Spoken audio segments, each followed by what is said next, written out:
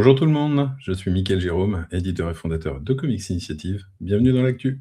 Cette semaine, on va revenir sur les sorties librairies de ce mois d'avril avec deux titres dont nous sommes très fiers. En tout cas, moi, à titre personnel, je suis très fier également de vous présenter et je vous propose de débuter ni plus ni moins que par Marran. Voilà, hop, tiens, on est un petit peu plus droit à la caméra. Marrant de notre ami GG, voilà, GG, Gérard Cousseau, dont c'est le deuxième album. Le premier qu'on avait édité il y a quelque temps, c'était Monsieur Tendre, voilà, formidable pépite, vraiment qu'on a réédité avec Laurent Lefebvre, qui nous a fait beaucoup de travail de restauration sur les images. Et avec Marrant, donc GG est de nouveau répond présent avec c'est une réédition d'un album qui était publié dans les années 80 chez Vent d'Ouest. Et GG est accompagné de Mal au Loir, voilà, et c'est un album que je vais quand même vous montrer quelques images. On est sur de la BD humoristique, évidemment. On a une super préface d'Alex Cousseau, voilà, qui, outre être le fils de GG, est un super romancier jeunesse. Et en fait, on va suivre dans cet album les aventures de ce personnage qu'on voit ici, donc Marrant qui est plutôt balèze, hein, plutôt super fort, plein de muscles, la chevelure blonde abondante et presque bien peignée pour l'époque qu'est la préhistoire. Et il ne cherche qu'une chose, c'est améliorer ce monde qui pour le coup, ne tourne pas forcément bien rond.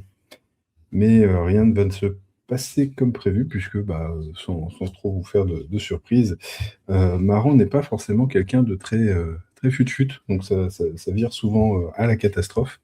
Et ça, c'est quand même un petit moment qui risque de vous amener pas mal de rebondissements et de rires. Toujours est-il que sur cet album qui donc fait à nouveau 64 pages, donc plus que l'original, on va retrouver l'entièreté des histoires de Marrant, qu'on a aéré comme ça avec des petites pages de chapitres pour tout bien remettre dans le bon ordre. Et puis, donc c'est un album qui a été entièrement restauré à partir des originaux. Toujours important de le préciser, grâce à GG qui avait tout conservé. Donc merci encore à lui. Et puis ça nous permet aussi, via GG, de faire un petit mot pour Mal au Loin, qui malheureusement nous a quittés il y a maintenant quelques temps, quelques années pour le coup.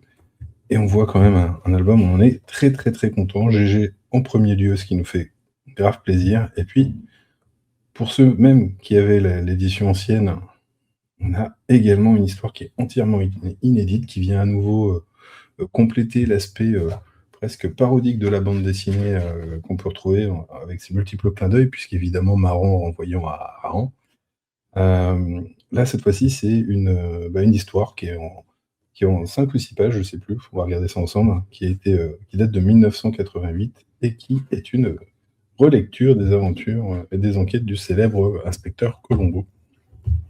Super bouquin, on est très content, un dos toilé, marquage sur le côté, une édition en tout cas qu'on ne saurait que trop vous conseiller, puisque en tout cas, nous, ça fait partie des auteurs qu'on adore, GG, et ça nous fait encore plus plaisir de voir que l'accueil est hyper favorable à chaque nouvelle édition d'un de ces albums. Par ailleurs, on travaille d'ores et déjà sur un dernier opus, en tout cas un troisième volet pour faire une sorte de petite trilogie GG autour d'une série qui a été publiée chez Spirou il y a quelques temps, qui s'appelle Gontran. Voilà, donc ça, on vous en parlera bientôt. Et puis, l'autre grosse sortie pour nous de ce mois-ci, hop, la voici, c'est Macabre, donc de Steve Niles et Bernie Wrightson. Steve Niles, donc, que vous connaissez probablement, et même, j'ai envie de dire, j'espère, sûrement, via 30 jours de nuit, notamment sa célèbre série vampirique avec Ben Temple Smith au dessin. Et parmi les collaborateurs prestigieux avec qui a travaillé Steve Niles, il y a eu Bernie Wrightson. Alors, il y a eu plusieurs albums, dont un Frankenstein, notamment, qui était dispo chez Soleil. Et on est parti il y a quelques années en quête de travaux inédits de Bernie Wrightson, qui est un de nos auteurs qu'on adore particulièrement. Et on en a trouvé un qui l'était et qui valait suffisamment notre attention pour qu'on puisse vouloir vous le proposer en France. Ça s'appelle donc aujourd'hui Macabre en France. C'était à l'origine une compilation de 3 récits indépendants mais connectés. Je vais vous l'expliquer tout de suite. Et sur lequel on a bossé vraiment longtemps. Hop là. qu'est-ce qu'on a bossé longtemps? En fait, on a retravaillé, j'ai envie de dire, à partir des éléments fournis par nos amis d'IDW, et on a pu recomposer une maquette entière autour de ces trois récits, donc Dead She Said, The Ghoul et Doc Macabre, les trois personnages dont on va suivre les aventures, et qui ont des aventures par ailleurs dans lesquelles ils se croisent. Voilà, donc on a recréé toute la maquette, mais on a aussi fait le point sur toutes les planches qui n'avaient pas forcément les mêmes niveaux de gris, de noir, etc., pour vous offrir, que je pense être sincèrement la plus belle version, la plus proche en plus de ce qu'avait fourni Bernie Wrightson à l'époque. Un gros boulot qu'on a orchestré notamment avec Laurent Lefebvre à nouveau. On le recite, c'est son mois d'avril. Et donc là, voilà, on va y suivre d'emblée. Première histoire, c'est ce personnage-là qui est le détective Coogan, un détective qui va se réveiller un beau matin en n'étant pas très bien, en ayant plein de sang, qui visiblement tache son lit, ce serait le sien. Visiblement, il y a aussi des petites entrailles qui dépassent, voilà. Parental advisory, attention. Et il n'est pas mort, étrangement.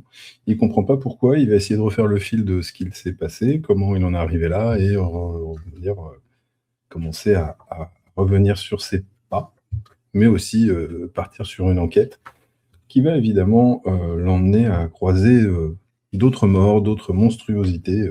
Bref, une enquête policière, un polar même, avec une tonalité qui devrait faire plaisir, j'ai envie de dire, même pourquoi pas au petit côté fan de Sin City de Miller.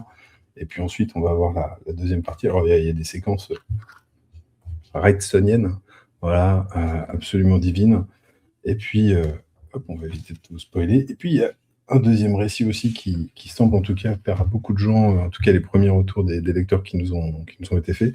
C'est The Ghoul, avec ce gros personnage, une sorte de Hulk gigantesque qui a la verve et la vanne assez facile, et qui lui va arriver justement auprès d'un enquêteur, hein, pour justement là, cette fois-ci, lui prêter main forte et agir dans le milieu d'Hollywood.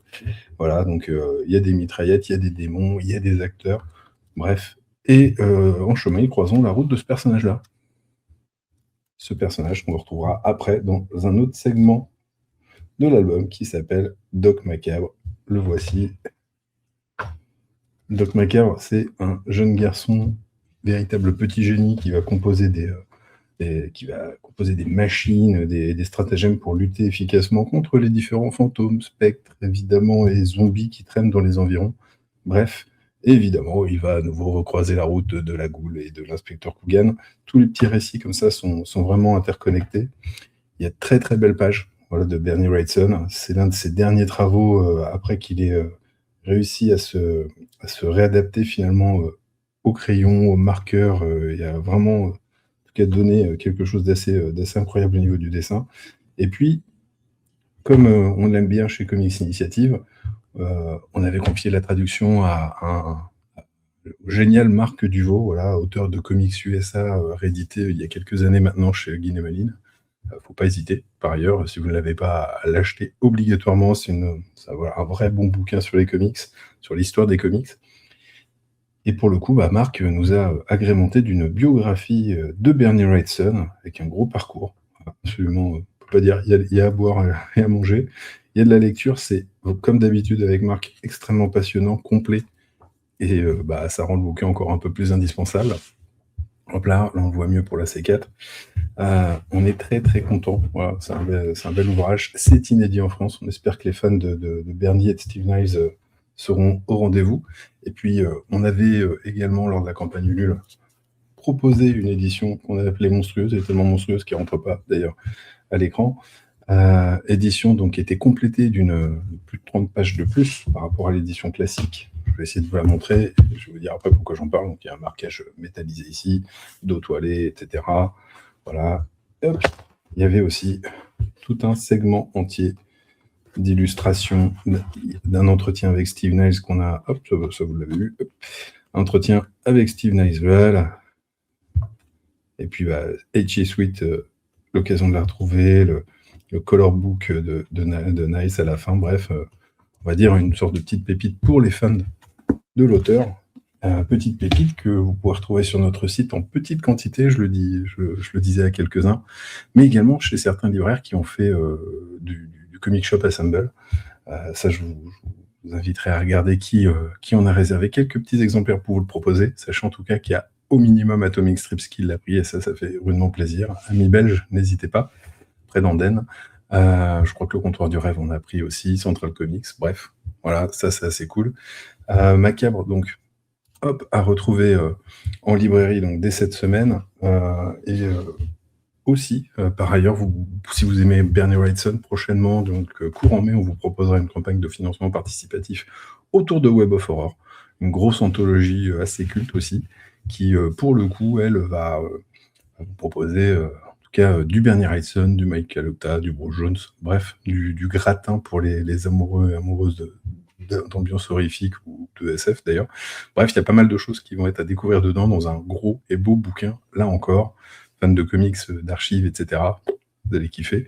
Et puis, hop, tiens, je vais profiter juste de l'occasion de quelques secondes pour vous montrer la version américaine de The Moon Prince de Kevin Fraser Much, dont je vous parlerai plus longuement la semaine prochaine. Et en fait, pourquoi je vous le montre? Parce que je vais vous envoyer directement à la fin de cette vidéo vers un lien qui vous permettra de découvrir la bande-annonce de l'album. C'est, je l'espère en tout cas, un gros coup de cœur pour beaucoup d'entre vous, et vous serez nombreux à vouloir le découvrir. Voilà. Je vous remercie énormément d'être au rendez-vous, et ce, le plus régulièrement possible. Ça fait toujours plaisir. N'hésitez pas à commenter, à liker le classique des vidéos YouTube.